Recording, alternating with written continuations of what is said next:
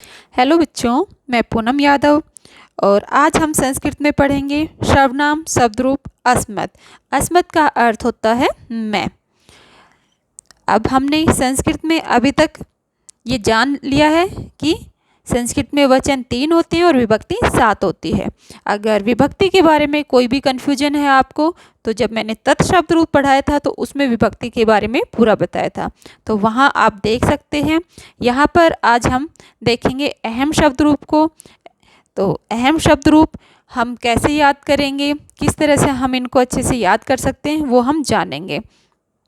जब भी हमसे पेपर में पूछा जाता है तो हमसे क्या पूछा जाता है कि अस्मत् शब्द का प्रथमा विभक्ति का बहुवचन बताइए। आपसे या तो बहुवचन पूछ लिया जाएगा, या फिर अस्मत् शब्द रूप की तृतीय विभक्ति का द्विवचन बताइए, या फिर अस्मत् शब्द रूप की चतुर्थी विभक्ति का एक वचन बताइए। इस प्रकार से पूछा जाता है।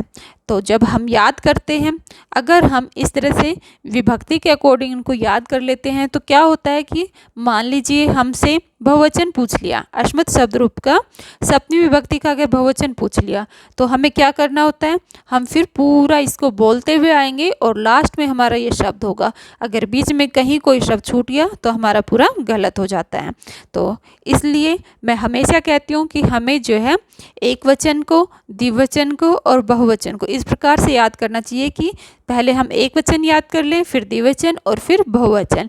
तो हमें केवल 3 लाइन याद करनी होगी। और उससे क्या होगा कि मान लीजिए आपसे कोई भी पूछा गया वचन, तो आप क्या करेंगे, अगर बहुवचन पूछा गया है तो डायरेक्ट ही हम बहुवचन की लाइन को पढ़ेंगे, और एक बहुवचन की लाइन को पढ़ने से ही आपको सप्तमी का बहुवचन पता चल जाएगा।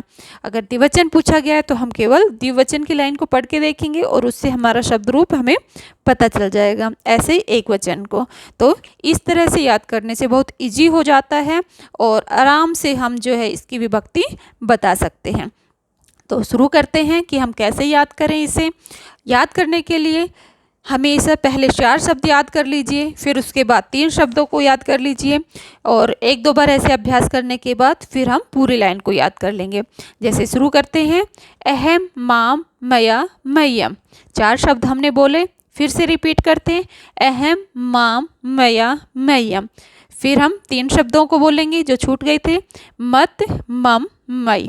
इस प्रकार से हम इन शब्दों को बोलेंगे तो ये लाइन हमारे लिए बिल्कुल इजी हो जाएगी। फिर हम पूरी लाइन को बोलेंगे, अहम माम मया मह्यम मत मम मई।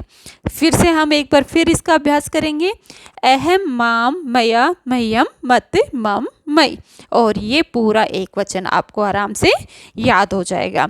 अब इसमें कुछ ये शब्द दे रखे हैं, यहाँ पर माम की जगह पर मे भी मिल सकता है, मह्यम की जगह पर मे मिल सकता है, मम की जगह पर मे मिल सकता है। लेकिन बच्चों आप लोगों को ये याद करने की ज़रूरत नहीं है, क्योंकि आपको ये नहीं लिखने होंगे। अगर कोई टीचिंग कोर्स वगैरह के लिए पढ़ रहा है इसको अस्मत् शब्द रूप को, तो ये याद करना ज़रूरी हो जाता है, क्योंकि उसमें ये शब्द पूछ लिए जाते हैं। तो वैसे अगर क्लासेस के लिए बच्चों आप पढ़ रहे हैं, 7th 8th 9th क्लासेस के लिए अगर कोई इसको पढ़ रहा है, तो वहाँ पर ये शब्द कोई मायने इतना नहीं रखते, इनके बारे में नहीं पूछा जाता। यही शब्द ज़्यादा ज़रूरी होता है, लेकिन इनको जानना ज़रूरी होता है। तो एक बार इनको देख लेते हैं कि कौन कौन से शब्द की जगह ये आते हैं। तो माम, मह्यम और मम, इन तीनों की जगह पर मे शब्द भी आ सकता है।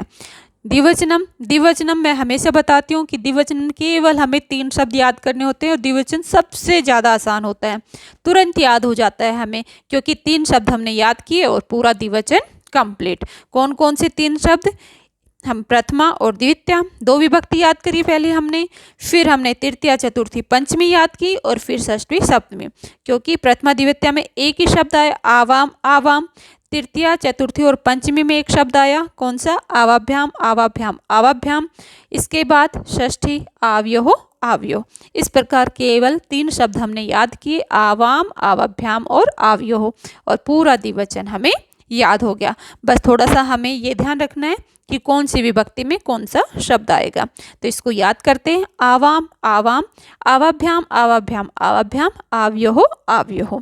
तो बस प्रथमा द्वितीया में एक बार ये आवाम शब्द बोलेंगे, फिर आवाभ्याम आवाभ्याम आवाभ्याम और आव्योह आव्योह, द्विवचन हमारा कंप्लीट। इस प्रकार अगर द्विवचन में कोई भी विभक्ति पूछ ली जाए तुरंत आप बता देंगे।